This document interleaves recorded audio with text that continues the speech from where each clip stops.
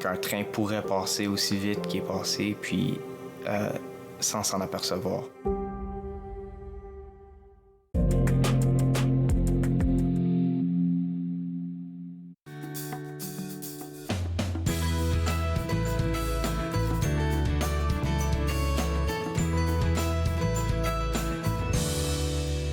Bonjour et bienvenue Entre nous, exclusivement sur les ondes de TV Rogers. Je suis Claude Andrea Bonny. Je me ferai un réel plaisir de passer la prochaine heure avec vous. Aujourd'hui à l'émission, on va s'informer sur une exposition qui est en cours même en ce moment au Musée canadien de la guerre qui est intitulée Liberté sacrifiée. On va aussi s'informer avec Chantal Valéran de l'organisme Jeunesse sans drogue. On va parler avec elle aujourd'hui, dans sa chronique de la stigmatisation par rapport aux personnes qui utilisent des substances. Et tout de suite, pour commencer, on s'informe sur les activités de la coopération Intégration Canada, en abrégé SICAN, donc la SICAN, avec M. Wilfried Bitioka. Et M. Bitioka, tout de suite pour commencer, on aimerait savoir c'est quoi le but de votre organisme? Merci de me donner la parole, Madame Bonny. SICAN est créé depuis 2006, c'est pour l'intégration des nouveaux arrivants francophones et francophiles. C'est un élan de cœur depuis longtemps. J'ai toujours voulu travailler pour les gens dans le besoin et puis travailler pour les orphelins. C'est ce que je fais depuis 16 ans. Je pourrais dire un peu plus. Alors, tout ça pour dire que vous avez été à la base de la création de l'organisme? Effectivement, j'ai été à la base, mais je ne peux pas dire que je suis fondateur parce qu'il y a toute une équipe derrière ça. Il y a des bénévoles, qui sont là depuis longtemps. Nombre de bénévoles. Actuellement, on a jusqu'à 50 bénévoles par an. OK, donc c'est une grosse affaire. Alors, est-ce que vous pouvez expliquer aux gens qui nous regardent, c'est quoi votre particularité? Parce que des organismes qui accueillent des immigrants, des nouveaux arrivants, on en a dans la communauté, mais c'est quoi qui fait votre particularité à vous? Il y en a beaucoup dans la communauté, mais il faudrait qu'on travaille ensemble. Il y a toujours plus à faire. On a une particularité, on a un service vraiment axé sur les femmes qui sont violentées par les hommes. C'est une des particularités. On a aussi un service de cours de français individualisé. Mais ce qui est sûr, Madame Bonny, même si on est nombreux, il y a beaucoup de choses à faire. Il y a vraiment beaucoup de choses à faire. On aimerait encore avoir beaucoup d'organisations qui servent les nouveaux arrivants. Alors, c'est quoi je ne vais pas dire vos défis, mais les défis des personnes qui s'approchent de votre organisme, c'est quoi les problèmes récurrents? Problème récurrent, là, il y a le logement, il y a l'accompagnement, beaucoup d'accompagnement. Il y en a qui viennent, qui sont vraiment dépaysés. On commence dès le départ à accompagner pour la carte de banque, pour l'assurance maladie. Et il y a aussi, on a beaucoup de gens qui ont des problèmes pour s'habiller. Avec nos partenaires, dont on parvient à les aider avec les vêtements, avec de la nourriture, des paniers de Noël, les fournitures scolaires. Et puis, d'autres graves problèmes, là, c'est vraiment l'économie, le travail. Le travail, quand ils viennent, il y en a même qui sont très bien éduqués, ils ont des diplômes, mais ils ont la difficulté à trouver du travail. Oui. Il y a beaucoup de problématiques, c'est vrai, de ce côté-là, parce que déjà, même ça commence par le curriculum vitae. Il n'est pas pareil dans tous les pays. Là. Et quand on arrive au Canada, il faut savoir s'adapter à comment le marché de l'emploi est ici. Exactement. Dès que ça arrive, on le fait, c'est un de nos services, comment rédiger un curriculum vitae à la canadienne, comment se présenter à l'entrevue, c'est un des services qu'on a ici aussi. Alors, j'aimerais savoir, pour les personnes qui s'approchent de vous et qui ont un bon service avec vous autres, est-ce que ces personnes deviennent automatiquement des ambassadeurs ou vous êtes tout le temps en train de chercher de nouvelles opportunités, de nouvelles ouvertures pour rejoindre votre public cible? Ces personnes deviennent des ambassadeurs. On a un service vraiment axé sur les jeunes. C'est les jeunes. Quand je parle de bénévoles de l'équipe ici, c'est beaucoup plus des jeunes. Okay. Il y a 15 ans, 10 ans, on a créé un groupe de leaders de jeunes. C'est eux qui ont fait le site web. C'est eux qui font presque tout ici. Ils deviennent des ambassadeurs. C'est eux qui font des logos. Ils font les logos. C'est eux qui accompagnent qui accompagne souvent d'autres bénéficiaires. Et je me rappelle, l'année passée, vous avez eu 4 jeunes stagiaires chez vous et elles ont vraiment très bien parlé. C'est vraiment, ça continue. Ils sont toujours là, ils viennent tout le temps. C'est le stage, c'est beaucoup de choses. Maintenant que vous en parlez, là, je me rappelle de ces jeunes dames-là qui étaient vraiment très dévouées. C'est vrai, c'est vrai.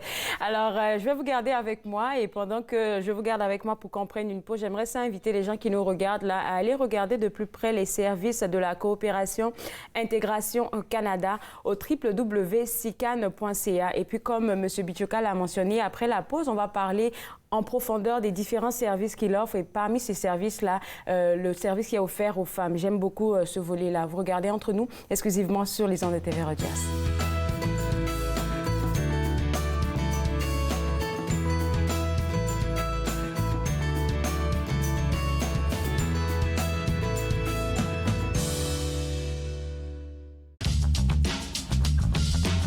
Cette émission est présentée par Télé Élan. Vous êtes enfin aux commandes. Pour en savoir plus, visitez Rogers.com.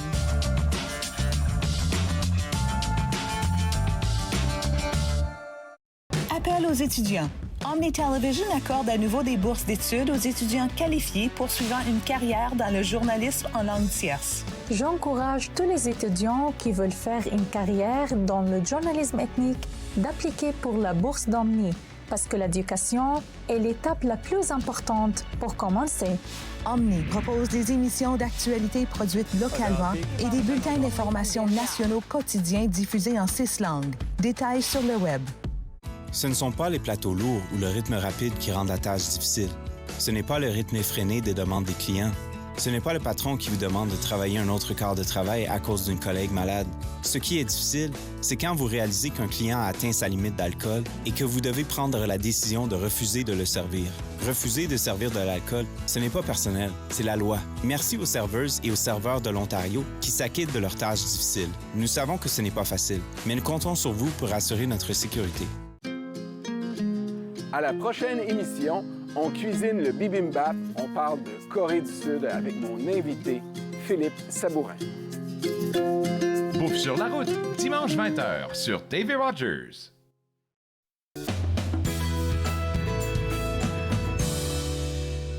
De retour Entre nous exclusivement sur les ondes de TV Rogers, on s'informe toujours sur les services offerts par la SICAN, la Coopération Intégration Canada. Et je suis avec M. Wilfried Bichoka. Et avant la pause, on parlait un peu de la fondation, de l'organisme, de qu'est-ce que vous offrez à la communauté. C'est la question qui revient tout le temps.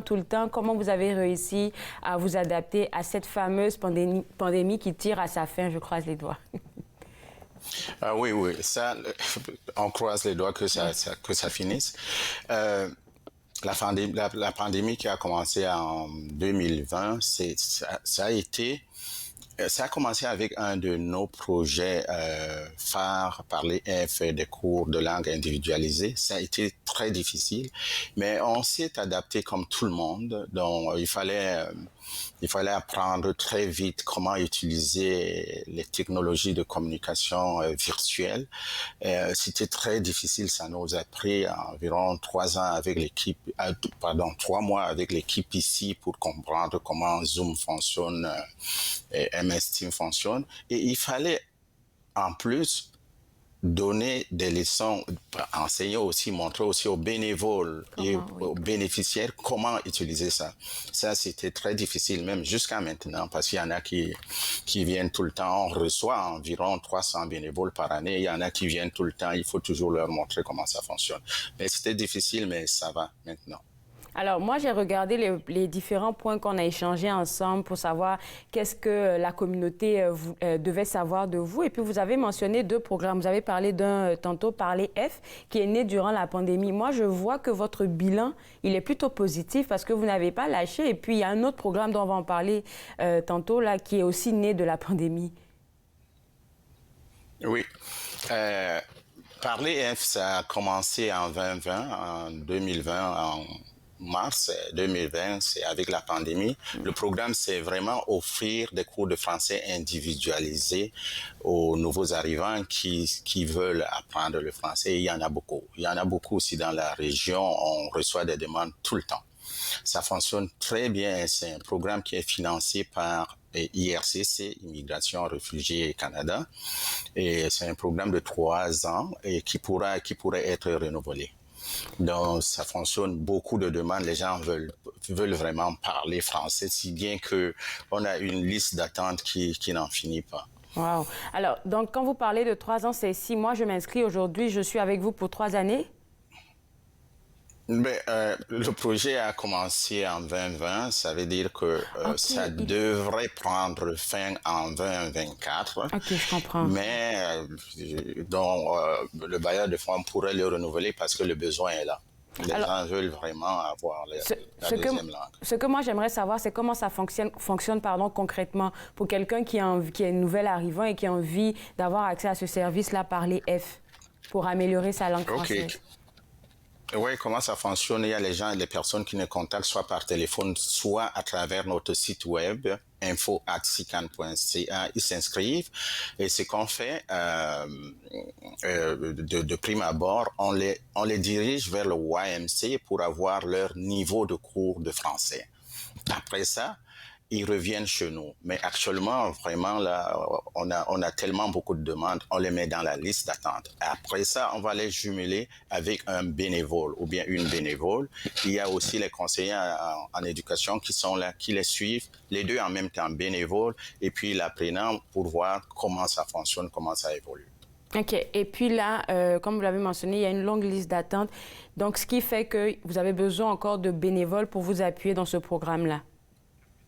Oui, exactement. On a tout le temps besoin de bénévoles. Tout le temps, avec nos partenaires, c'est tout le temps besoin de bénévoles. Et puis, l'autre chose que je peux dire dans ce programme-là, actuellement, ça se passe en ligne. Parce que au départ, c'était un programme qui devait être donné en présentiel, en face à face. Donc là, on doit faire la formation du bénévole, parce qu'il y a certains bénévoles qui ont besoin de formation pour donner les cours en ligne, et la formation de l'apprenant aussi. Ça, c'est capital. Ça nous prend un petit délai avant de commencer réellement le cours. Bien, donc, tout ça pour dire que les gens seront préparés avant de commencer le cours officiellement. On ne va pas les jeter comme ça, là, avec tous les liens et tout ça. Au moins, on est sûr de ça. Deuxième programme que j'aime beaucoup. Pourquoi? Parce que ça, je vais dire que c'est pour les femmes, mais c'est pas profitable aux femmes. Je sais pas comment expliquer ça là, mais c'est Conditions féminines. C'est un programme que vous avez lancé en fin 2021 qui est pour sensibiliser les jeunes, essentiellement les hommes, aux violences faites aux femmes. Ça, c'est pas commun. On n'a pas l'habitude de voir ce genre de trucs. Oui, c'est ce que les gens en parlent. Le titre du programme, c'est Engager les hommes et les garçons debout contre la violence faite aux femmes. C'est un projet qui vraiment regarde, on va sensibiliser les hommes et les garçons sur la violence faite aux femmes, mais on a besoin aussi des femmes qui vont être là. C'est un projet qui est financé par le ministère Femmes et Égalité de genre Canada. On a commencé il y a 6 mois en octobre 2021 et on va beaucoup travailler avec les partenaires comme CALAS, Centre communautaire Vanier, CAPS, Patro d'Ottawa, CESOC. On va travailler avec tous ces partenaires-là, mais on aura aussi besoin de femmes. Ça va être à travers des ateliers et puis dans ça aussi, on va aller chercher des jeunes qui vont être des leaders, qui vont donner des ateliers, qui vont continuer à sensibiliser d'autres jeunes et puis d'autres hommes sur la violence faite aux femmes. C'est un excellent projet. Et puis, c'est un projet de 3 ans qui pourrait prendre fin en 2024, mais on espère que le bailleur de fonds va être toujours là pour nous soutenir. Parce que, comme vous le savez, Madame Bonny, oui, il y en a d'autres qui viennent dans les pays étrangers, qui viennent de l'extérieur. La culture n'est pas comme ici, là. Le plus souvent, c'est la femme qui fait tout. je ne vais pas seulement dire que c'est pour des pays étrangers. Il y a beaucoup de féminicides actuellement au Canada. Bon, ça peut aussi arriver ici, mais quand un nouvel arrivant arrive ici, là, il va penser que ça se passe comme... Chez lui au pays. Comme au pays. Bon, on essaye un peu de sensibiliser les nouveaux arrivants dans ce problème-là. Et puis, vous avez de grands et gros partenaires qui vous accompagnent. CESOC, j'ai entendu, Patro d'Ottawa et tout ça. Donc, vous êtes bien accompagnés. Très belle initiative pour ce projet. Là, je vais demander aux gens, pour avoir plus d'informations, d'aller visiter votre site web. Merci beaucoup, M. Bichoka, et au plaisir de se parler une prochaine fois. Ça fait plaisir de nous recevoir. Merci, Mme Bonny.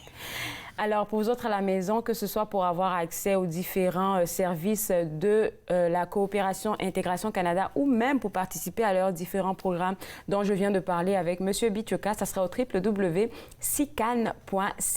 On va prendre une pause et juste après la pause, on va parler de la stigmatisation avec Chantal Valéran de l'organisme Jeunesse sans drogue. Vous regardez Entre nous, exclusivement sur les ondes de TV Rogers.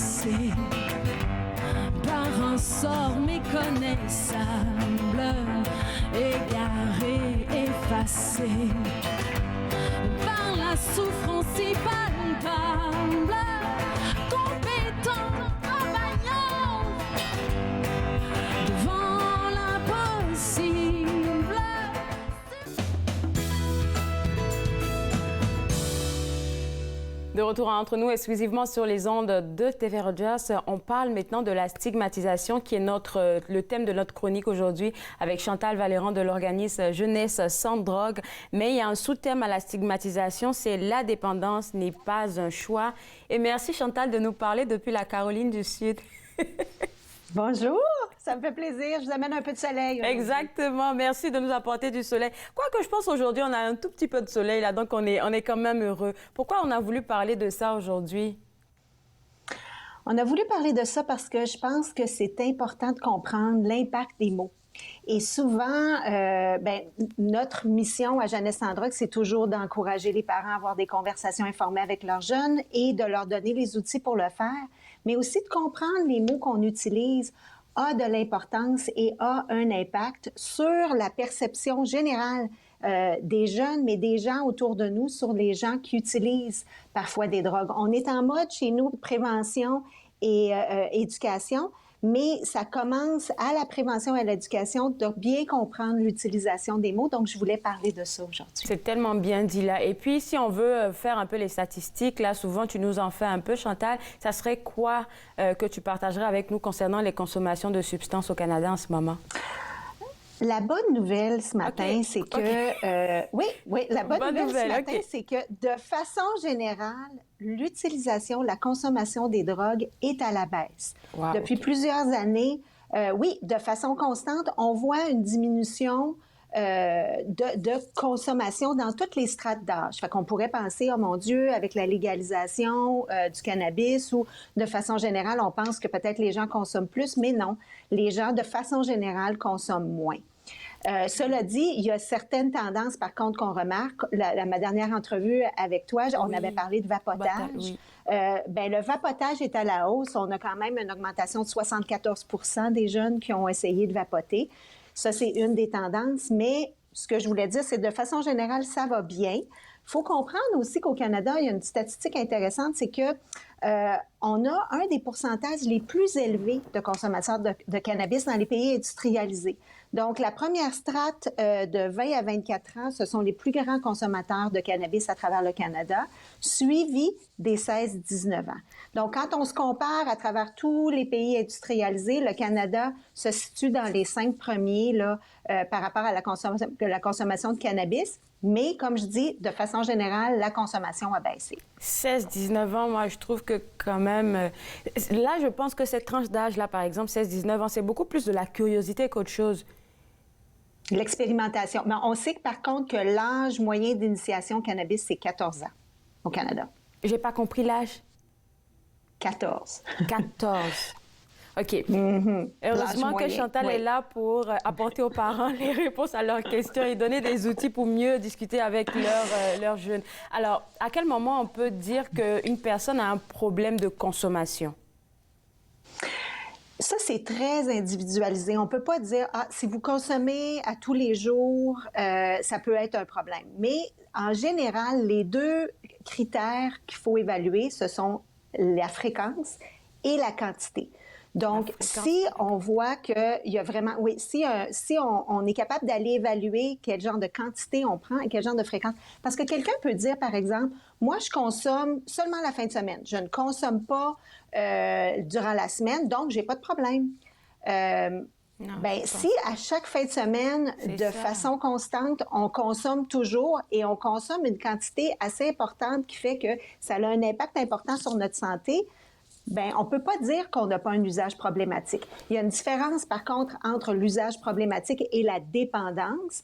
Mais quand on parle d'usage problématique, puis qu'il faut commencer à se poser des questions sur notre propre consommation, il faut évaluer justement la quantité et la fréquence. Ensuite, il faut voir aussi quel rôle les substances ont dans notre vie. Est-ce qu'on consomme tout seul? Est-ce qu'on consomme juste de façon sociale? Est-ce qu'on sent qu'on a un certain contrôle sur la quantité, justement, qu'on prend? Donc, c'est ces questions-là qu'il faut se poser pour savoir justement, est-ce que c'est un usage récréatif? Est-ce que c'est justement peut-être on tombe dans une zone plus problématique ou est-ce qu'il y a carrément une dépendance? Et ce que je voulais réitérer, comme on a dit au début, c'est que souvent, on pense que c'est une question de moralité ou de volonté par rapport à sa consommation, de dire, il ne serait pas dépendant s'il se prenait en main. Puis, si finalement, on dirait, là, je vais me prendre en main, puis là, je ne consommerai plus. Quand on arrive à la dépendance, c'est que vraiment, il y a une toxicomanie qui s'est développée, il y a une dépendance physique. Donc, ça fait que c'est un problème de santé, c'est un problème médical. Il y a moyen d'aller chercher des outils pour pouvoir s'aider à travers ça. C'est pour ça que je veux parler de la stigmatisation. Mais c'est pas justement un problème de volonté, c'est ce que je veux réitérer aux gens. C'est vraiment un problème physique de santé où est-ce qu'on doit aller chercher une aide médicale pour pouvoir s'aider. Mais il y a personne qui consomme et qui a développé une dépendance et le fait par choix délibéré. C'est tellement fort, qu'est-ce que tu es en train de dire là. Et puis là, si on parle de ce que tu étais en train de parler tantôt, la consommation problématique vs la dépendance. Donc, je me dis, moi, de ce que j'entends là, la consommation problématique, là, veut pas en quelques jours, en quelques semaines, je sais pas, on parle souvent de 21 jours pour avoir une habitude dans son train de vie. On peut aller directement à la dépendance. Qu'est-ce que tu en penses? Oui, ça peut entraîner une dépendance. C'est justement... on bifurque vers ça et on peut l'utiliser. Il y a plusieurs raisons qui nous amènent à une dépendance, dans le sens où on peut utiliser les substances pour s'aider par rapport à un traumatisme, par rapport à une situation où est-ce qu'on n'a pas de contrôle et où est-ce qu'on n'a pas les ressources possibles pour trouver un substitut à la substance qui est néfaste. Alors, au lieu de se retourner vers quelque chose qui fait qu'on est capable de gérer ce stress-là ou ce traumatisme dans notre vie, on utilise les substances comme outils, mais malheureusement, comme je dis, ça peut développer une dépendance physique Et ça, ce n'est pas le choix de la personne. Je veux réitérer ça. C'est la personne a glissé sur un terrain glissant qui l'a amené à une dépendance. Et c'est ça. Et la personne peut être en trouble pour essayer d'aller trouver de l'aide. À cause de la peur de la stigmatisation. Je vais te garder avec moi, Chantal. On va prendre une pause et juste après, tu pourras nous donner les bons mots à utiliser pour parler avec les personnes qui sont dépendants ou dépendantes. Vous regardez Merci. Entre nous, exclusivement sur les ondes de TV Rogers.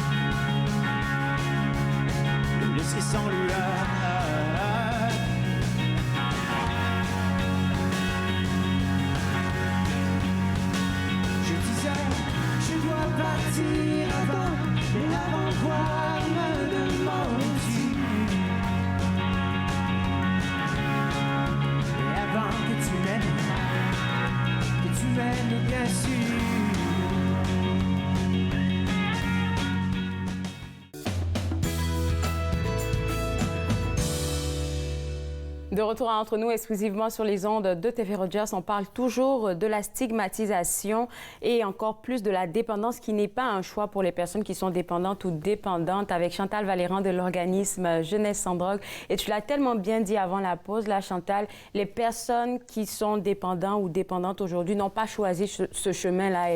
Elles ont glissé par là, par pur hasard. Exactement. Mais par pur hasard ou par manque de moyens, par manque de ressources. Okay. Et en fait aussi, ça peut être à cause de la stigmatisation. On parle des mots, de comment c'est utilisé, mais il y a de l'autostigmatisation aussi parce qu'il y a de la pression sociale, parce qu'on a entendu parler de gens qui utilisent certaines substances comme des gens que justement qui manquent de volonté, c'est des gens qui sont pas vaillants, c'est des gens qui ont fait ce choix-là puis qui sont juste sur le party tout le temps. Mais ces gens-là ont peur d'aller de l'avant pour aller chercher des ressources et vont plus s'enfoncer dans leur consommation. Donc, vont consommer en cachette, vont consommer seuls, vont diminuer les impacts de ce qu'ils vont faire, dans le sens où ils vont dire « Oh non, j'ai pas bu tant que ça » ou « Je n'ai pas utilisé ça » ou ils vont cacher cette consommation-là au lieu d'aller chercher de l'aide parce que justement, ils sentent la honte qui peut être ressentie par rapport à ce que les gens ont dit par rapport à la toxicomanie. Puis je ne sais pas si je suis autorisée à partager ça monte dans mon esprit là maintenant, mais j'aimerais ça que les parents aussi ne se sentent pas coupables. Tu leur dis ça tout le temps à la chronique. Là, moi, par exemple, mon père est en tout cas, il a baissé sa consommation de cigarettes, mais il fumait beaucoup. Et il disait tout le temps, ne faites pas comme moi, je suis accro maintenant, là, mais ne faites pas comme moi. OK, là, on l'avait entendu. Mais lorsque je suis arrivée en première année d'université dans mon pays d'origine, mais les jeunes de mon âge, là, ils étaient en train de fumer. Puis moi, j'avais envie mais on m'a dit de fais pas ça, mais j'avais envie, dès que j'ai commencé à tousser, j'ai dit, OK, non, ça, c'est pas pour moi. Plus jamais que j'ai touché à la cigarette jusqu'à aujourd'hui. Donc, souvent, les parents vont faire ce qu'il y a à faire, mais les jeunes, comme tu l'as mentionné, pression sociale, tu veux faire comme tes amis.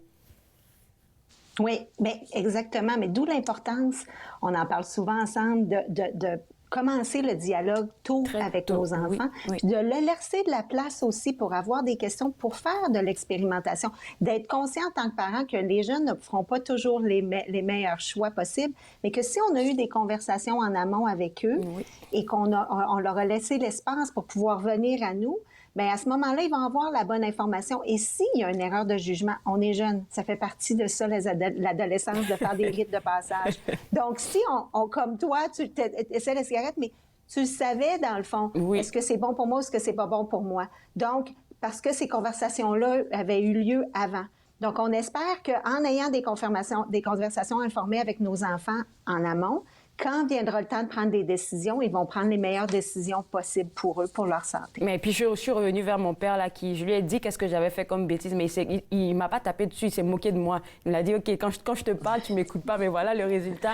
Puis on en a ri, et puis ça s'est tassé, là, plus jamais que j'ai touché à ça. Alors, c'est quoi les bons mots à utiliser quand on veut parler à une personne qui est dépendante ou dépendante? Mais j'aime ça, justement, que tu me poses cette question-là par rapport à pas juste parler à la personne qui est dépendante ou dépendante, même quand on en parle à nos enfants, quand on parle des risques.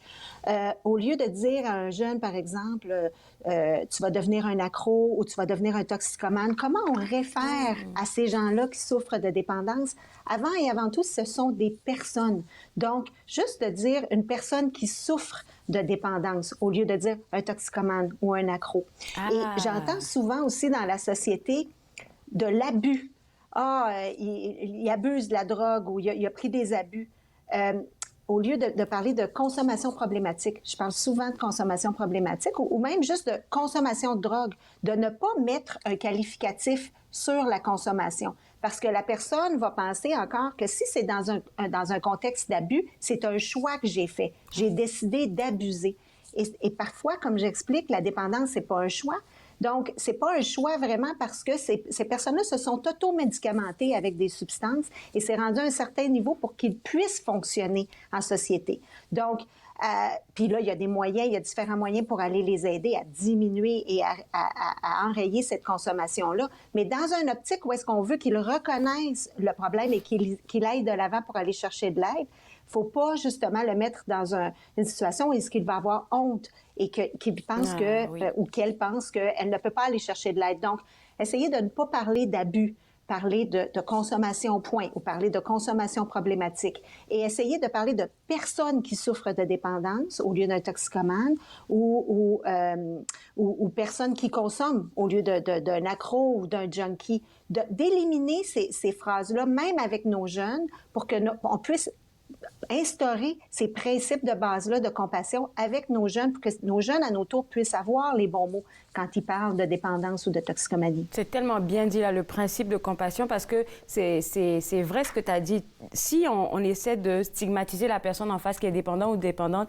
mais puisqu'elle va s'auto-flageller, là, en lieu et place de chercher de l'aide, elle va s'enfoncer encore plus. Exactement, oui. Fait que dans un effort de vouloir aider ces personnes-là, c'est d'adopter ce langage-là. Tout au même titre que quand on parle de racisme systémique ou d'homophobie, où on essaie d'instaurer les bons mots, la bonne façon, la bonne perspective d'apposer les choses, bien, j'inclus là-dedans la dépendance, la toxicomanie, pour utiliser les bons mots, pour éviter la stigmatisation et de marginaliser ces gens-là, pour qu'ils puissent se sentir à l'aise d'aller chercher de l'aide. Et puis, pour chercher de l'aide, là, qu'est-ce qu'on devrait faire? Déjà, même outiller les gens pour utiliser le bon langage pour parler à ces personnes dépendantes ou dépendantes là. Est-ce qu'on a assez de ressources sur le site web de Jeunesse sans drogue? Jeunesse sans drogue, Santé Canada aussi a énormément d'informations. Puis à même notre site, il y a des liens vers d'autres sources, tout dépendant de la province où est-ce que les gens habitent, pour pouvoir aller chercher de l'aide, pour pouvoir aller chercher des gens qui seront là pour vous aider, pour avoir de la compassion, pour comprendre votre situation et vous accueillir dans votre cheminement, peu importe où est-ce que vous êtes. Écoute, il nous reste 2 minutes. Là, on va aller dans le cas pratique, peut-être pour faire un récapitulatif de tout ce qu'on a dit. Imaginons que je suis une personne dépendante qui appartient à la famille de Chantal. Comment tu commencerais à me parler? Bien, je te dirais que j'ai remarqué peut-être que tu avais des difficultés dernièrement, puis j'ai l'impression que peut-être que ta consommation a un impact néfaste sur ta santé. Est-ce que j'ai raison? Est-ce qu'il y a quelque chose que je pourrais faire pour t'aider? Et de dire, c'est parce que je tiens à toi, je t'aime, je suis inquiète. Donc, j'aimerais ça que tu puisses te sentir à l'aise de me parler puis de trouver des pistes de solutions ensemble si toi, tu as le goût de le faire. Si tu es rendu là, moi, je suis là pour t'écouter puis t'épauler dans ta démarche. Merci beaucoup, Chantal. Je retiens des questions, le respect de la personne, beaucoup de compassion et puis l'amener à aller chercher les ressources nécessaires. Merci. Bon séjour en Caroline du Sud et puis on espère te revoir bientôt en studio. Oui, merci, ce serait très plaisant. Bonne fin de journée. Vous aussi. Alors, pour vous autres à la maison, pour avoir plus de ressources, j'aimerais vous inviter à visiter le www.jeunessesandroguecanada.org. Vous aurez toutes les ressources nécessaires. On va prendre une pause et juste après la pause, on va faire un peu d'histoire avec Monsieur Xavier Gélina du Musée canadien de l'histoire. Vous regardez Entre nous, exclusivement sur les ondes de TV Rogers.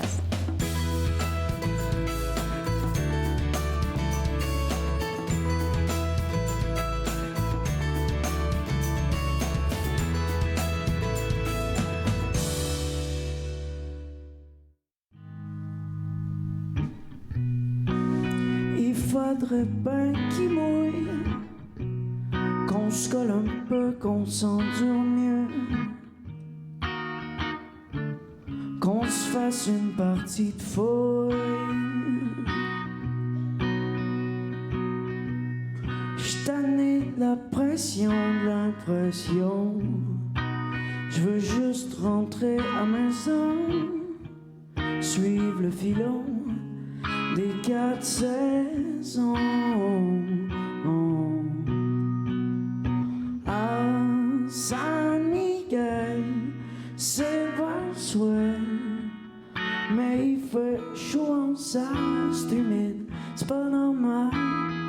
À San Miguel, t'es pas belle, mais la pluie qui donne, c'est lourd pour le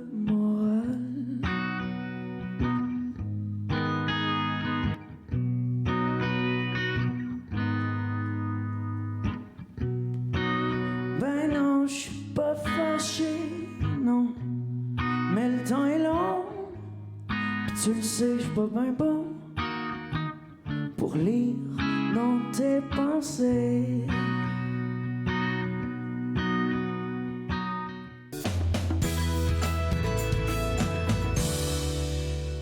De retour Entre nous, exclusivement sur les ondes de TV Rogers, on s'informe maintenant sur l'exposition intitulée « Liberté sacrifiée » présentée au Musée canadien de la guerre. Et avec moi, le conservateur d'histoire politique, Xavier Gélina, à qui j'ai le plaisir de parler ce matin. Et est-ce qu'on pourrait savoir, ça parle de quoi cette exposition? C'est une expo historique qui parle de l'histoire de la loi sur les mesures de guerre au Canada, une loi qu'on avait tendance un peu à oublier, mais dont les événements récents nous ont un peu rappelé le souvenir. Mais c'est une expo historique qui parle des 3 moments où la loi sur les mesures de guerre a été appliquée au Canada. Première Guerre mondiale, Deuxième Guerre mondiale et crise d'octobre 1970 au Québec. Et à chaque période chronologique, on raconte comment cette grosse loi qui n'existe plus a été appliquée et quels effets humains très forts elle a pu avoir malheureusement. Alors, ma question est de savoir, là, à quel moment vous avez commencé à travailler sur ce projet-là? Parce que de ce que j'ai entendu, ça n'a même pas rapport à ce qui s'est passé dernièrement. Ça a commencé bien avant. Vous avez raison, parce qu'une expo de musée d'assez grande dimension ne se prévoit pas en 1 mois ou 2. On a commencé à travailler à l'été 2018. Alors évidemment, nous ignorions tout des événements à suivre, des événements difficiles, des événements imprévus comme la COVID-19. Elle n'était pas dans le radar, alors on se préparait simplement à faire une exposition historique classique, de qualité.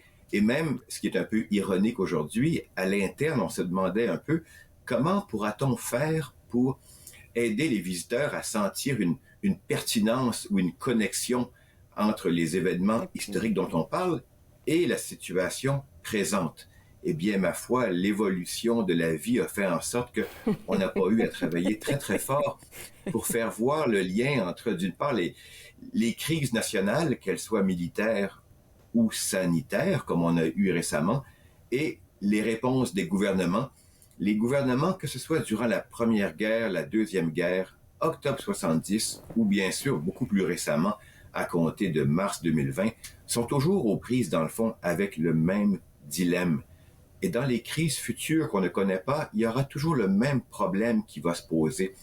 Comment préserver les libertés individuelles qui sont l'essence de nos régimes démocratiques, de notre vie en société depuis plusieurs siècles, et comment préserver l'ordre public, la sécurité nationale en temps de graves crises imprévues. L'équilibre n'est jamais parfait. Très souvent, la balance va beaucoup trop fortement d'un côté, mais c'est beaucoup plus facile à dire quand on regarde les événements bien après que lorsqu'on est aux prises avec une crise, on n'a pas toute l'information, on a les préjugés, les connaissances que nous avons, et très souvent, ce qu'on fait, on se le fait reprocher par l'avenir. Alors, cette exposition qui est présentée au Musée canadien de l'histoire, là, comme vous l'avez mentionné, essaie d'examiner les peurs et aussi toutes les crises qui ont motivé la suspension des libertés civiles au Canada pendant la Première Guerre mondiale, la Deuxième Guerre mondiale et ensuite de ça à la crise d'octobre en 1970. Alors, c'est quoi les différents éléments qu'on trouve dans ces trois différentes périodes-là? Ce sont trois périodes séparées, mais il y a un fil de fer qui les relie. Okay. Hein. C'est la loi sur les mesures de guerre qui date du mois d'août 1914. C'est une loi qui n'existe plus aujourd'hui, qui a été abrogée ou annulée, si vous voulez, en 1988 et remplacée par une autre loi. Mais c'était une loi qui donnait légalement tous les pouvoirs au gouvernement fédéral d'outrepasser toutes les autres lois. Le gouvernement pouvait, dès qu'il le décrétait, saisir des biens, faire des perquisitions, interner ou emprisonner quiconque pour n'importe quelle durée, sans mandat, sans motif, censurer les journaux, les pièces de théâtre, les films, interdire les rassemblements, interdire le recours à un avocat, enfin, toute une panoplie de droits et libertés qui ont été acquis patiemment pendant des siècles. Le gouvernement pouvait d'un trait de plume passer outre. Elle a été donc adoptée dans l'urgence en août 1914. Au début de la Première Guerre mondiale, le gouvernement se disait « J'ai besoin d'avoir un outil massif pour faire face aux crises qui se produisent et dont je ne connais pas l'ampleur. » Elle a été en vigueur durant toute la Première Guerre, toute la Deuxième Guerre et pendant quelques mois en 1970-71. Et donc, les effets ont été très durs. Par exemple, durant la Première Guerre mondiale, la plupart des Canadiens d'origine ukrainienne ont été internés pendant plusieurs années dans des camps de travail forcés. Ils n'avaient rien fait, il n'y avait pas de dossier criminel ou quoi que ce soit contre eux, mais ils avaient le malheur de venir de pays qui étaient en guerre contre le Canada en 1914. Alors juste parce que géographiquement ou administrativement, leur pays d'origine était en guerre contre le Canada, ça en faisait, comme on disait dans le triste langage de l'époque, des étrangers ennemis. Alors, ils ont passé quelques années comme ça à l'ombre. Et la même situation, malheureusement, s'est reproduite durant la Deuxième Guerre mondiale, avec 500 ou 600 Canadiens d'origine italienne, parce que là encore, le Canada et l'Italie de Mussolini étaient des ennemis.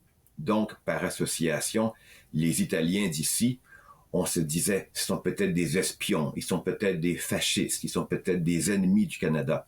Alors, plusieurs ont été internés quelques années, et surtout de manière beaucoup plus dramatique en nombre, les Canadiens d'origine ethnique japonaise. Mon Dieu, ça fait là, on parle d'à peu près toute la population de Canadiens japonais qui a été relocalisée de force pendant plusieurs années, parce qu'on disait, oh, on leur fait pas confiance, ce sont peut-être des espions au service de l'armée du Japon, et vous savez que le Canada et le Japon étaient en guerre.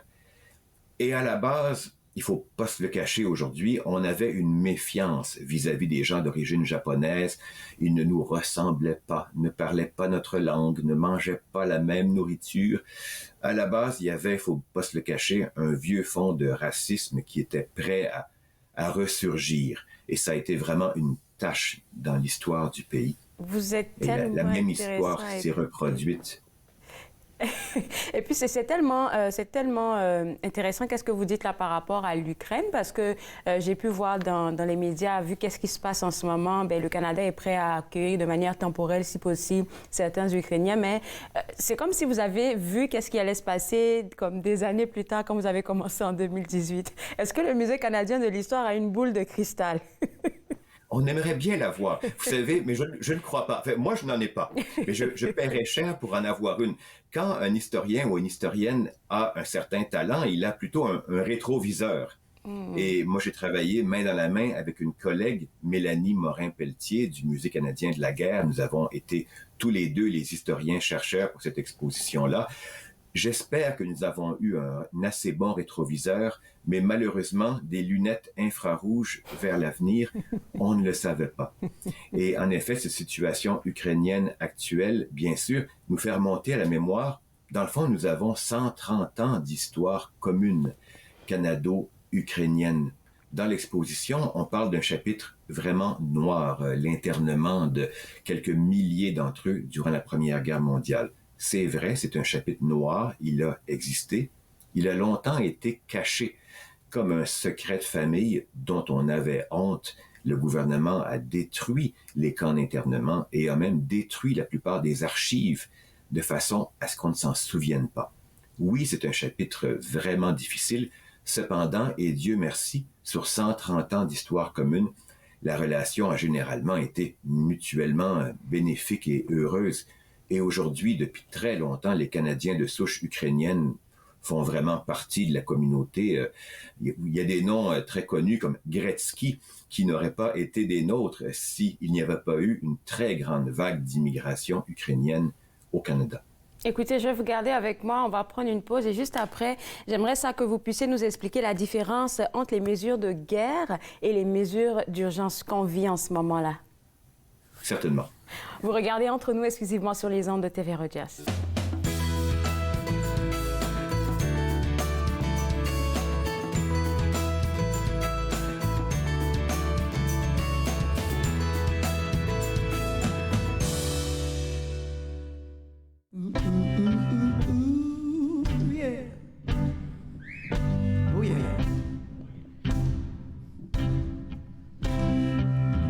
Criss-cross, je passe la tondeuse dans les marches, c'est les chic-chocs dans mes idées, mes démarches. Tu cries allô, allô, allô, allô. Le répondeur est long, je radote ta journée longe comme un tableau, tableau, tableau, tableau de pensées vagabonds, un vrai mauvais brainstorm. Peut-être que j'attends juste le bon moment. J'ai passé mes neurones à la science pour la donne. Dans mon pays, j'ai la peau, tout le temps je l'ai. Oh yeah, si en enfer il fait chaud, moi je veux y aller. Y aller, y aller, y aller.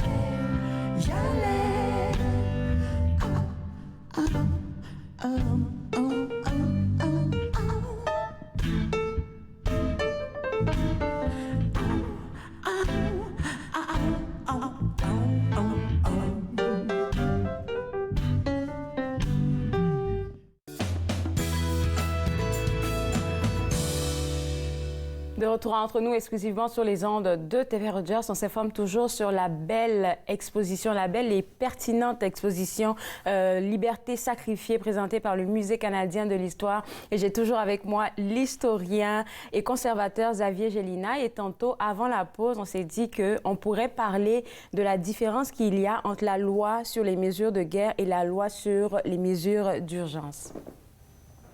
Oui, on peut y aller de manière un petit peu schématique. La loi sur les mesures de guerre, disons que c'était la loi mammouth. C'était la loi qui n'avait absolument aucune restriction interne.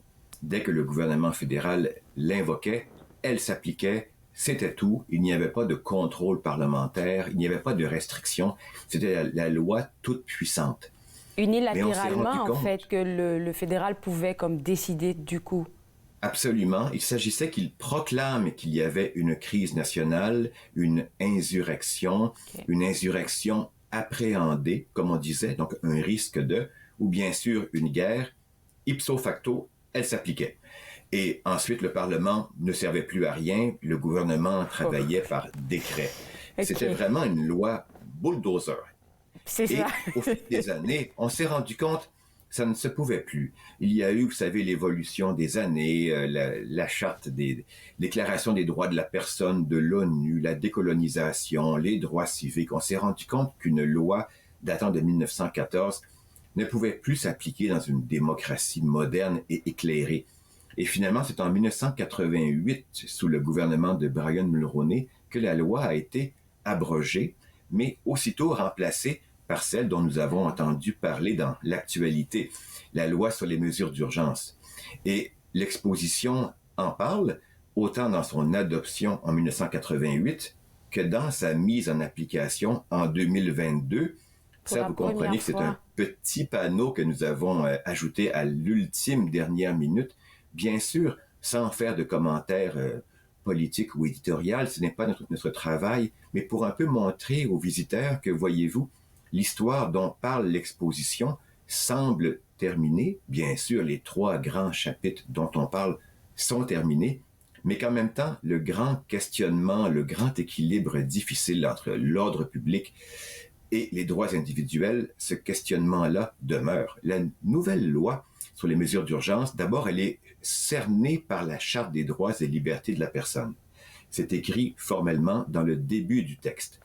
Donc, la loi ne permet pas tout. La loi ne permet pas d'abus. Elle est contrainte, ou si vous voulez, il y a le périmètre de la charte autour d'elle. En plus, le premier ministre ne doit plus seulement dire « j'invoque la loi et c'est tout ». Elle se met au Parlement. Certainement, oui. C'est ça. Le Parlement doit, d'ici une semaine, la confirmer. S'il ne la confirme pas, elle cesse de s'appliquer immédiatement. Donc, ça fait une espèce de mesure de protection interne. Et par ailleurs, au bout d'1 an maximum après l'invocation de la loi, on doit, c'est obligatoire, c'est inscrit, avoir une enquête publique approfondie qui examine les circonstances où la loi a été invoquée, si elle était justifiée, quel a été le contexte, quel a été le suivi, de manière à ce qu'il y ait une sorte de mémoire collective pour mieux guider l'avenir. Donc, c'est encore une loi qui donne des pouvoirs exceptionnels au gouvernement, comme le dit le mot, dans des circonstances exceptionnelles, mais il y a des frontières intérieures pour que les anciens abus internement massifs, perquisitions, saisies, censure, ne puissent plus se produire. Et puis, j'ai pu voir aussi dans les différents médias quand c'était, on va le dire comme ça, un tout petit peu chaud au centre-ville d'Ottawa avec les transporteurs, là, que l'armée n'était pas tout de suite là impliquée dedans. C'était pas automatique.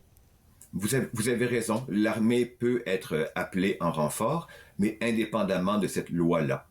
La loi de la défense nationale s'appliquait auparavant, continue de s'appliquer, et le gouvernement, à sa discrétion, fait intervenir ou pas l'armée, mais c'est indépendant, en effet, comme vous dites, de la loi sur les mesures d'urgence. C'est vraiment fou, c'est comme si vous avez senti, je sais pas, qu'est-ce qui allait venir les années à venir, là, mais avec la mesure sur les mesures d'urgence, là, on se rend compte que c'est la première fois que ça a été utilisé au Canada. Donc ça, là, veut pas, ça rentre dans l'histoire. Et même une continuité de liberté sacrifiée. C'est de l'histoire totalement contemporaine. En effet, pour la première fois depuis, laissez-moi compter, 34 ans, cette loi a été appliquée. On peut dire que de façon ironique et totalement imprévue, je vous l'assure, voilà qui donne une pertinence à cette exposition, je crois. Alors, dites-moi, on a pu voir un peu le site web, là. Paraît-il que Liberté sacrifiée raconte des récits poignants. Est-ce qu'on pourrait en savoir davantage? Peut-être 1 ou 2 récits poignants? Oui, bien sûr, parce que dans chaque cas, on parle des périodes historiques et on parle, si vous voulez, de la grande histoire avec un grand G et un grand H pour connaître les grandes circonstances, mais il faut savoir comment ça s'applique chez des vraies personnes, avec des noms, des visages, des familles, une histoire de vie. Par exemple, il y a plusieurs cas, mais il y a un Italo-américain, il y a un Italo-canadien, pardon, durant la Seconde Guerre mondiale qui a été interné, tout simplement parce qu'il était un relationniste pour une entreprise de publicité italienne qui devait avoir certains liens avec le gouvernement italien. C'est normal, c'était l'interface entre la communauté et la mère patrie. Il a passé quelques années au camp d'internement de Fredericton, Vincenzo Poggi. C'était essentiellement un artiste. Et même il témoigne dans son journal intime qu'il a été boudé ou boycotté dans sa baraque d'internement parce qu'il y avait authentiquement des gens qui avaient des sympathies fascistes, ce qui n'était pas illégal avant la guerre. Ça faisait partie des idées que l'on aime ou que l'on n'aime pas, mais qui avaient le droit légalement d'exister. Mais lui, étant ironiquement un antifasciste, a été boycotté même au sein de ses camarades d'internement. Il y a aussi, par exemple, durant la Seconde Guerre mondiale, un syndicaliste dont certaines personnes, à l'époque de la crise d'octobre, pardonnez-moi l'erreur, un syndicaliste québécois, Michel Chartrand. Il va nous rester 10 secondes avant la pause. Oui.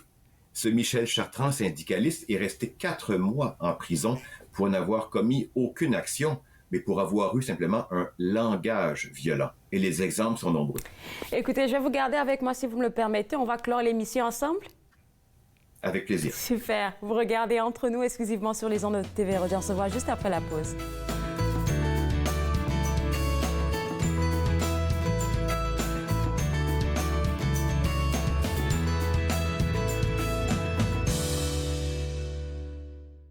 Ignorer le racisme, c'est s'ignorer soi-même. En tant que Canadiens, nous dénigrons toute forme de racisme. En prônant l'acceptation culturelle, nous choisissons l'inclusion, promouvons l'égalité et célébrons la diversité.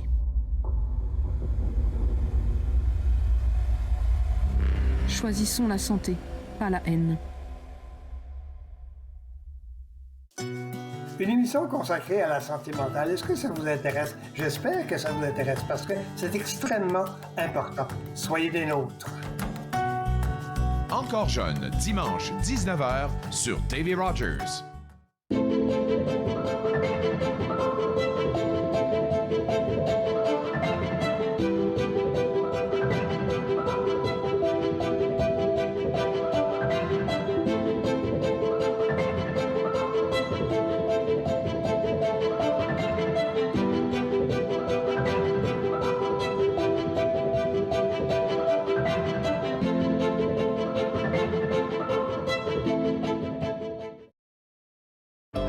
Prochaine émission de Vivre Ensemble, je vais rencontrer Claude Andrea Boni, animatrice, écrivaine et lauréate du prix Bernard Grand-Maître.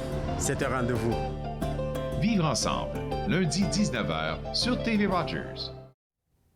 De retour entre nous exclusivement sur les ondes de TV Rogers, on parle toujours de l'exposition Liberté sacrifiée présentée par le Musée canadien de l'histoire et toujours avec moi Xavier Gélina, conservateur et historien. Et moi, ma dernière question, c'est de savoir, dans cette exposition-là, est-ce qu'on pourra voir des artefacts?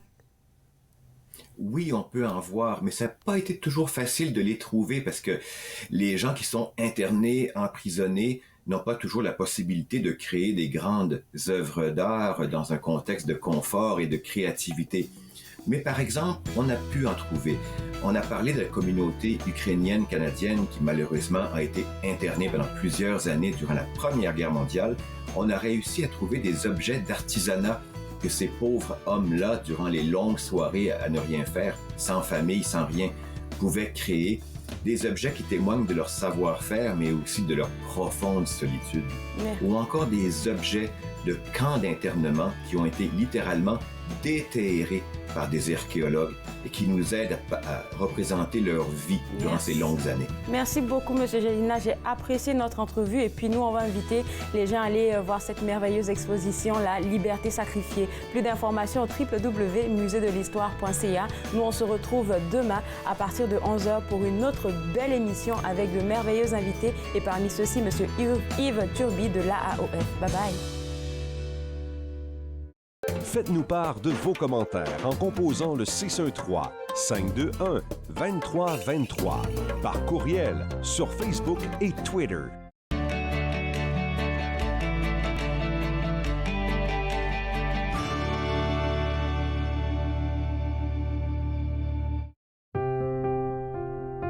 Les commerces, les restaurants et les services locaux d'Ottawa font partie importante de notre tissu urbain. Nous pouvons les aider en ces temps difficiles.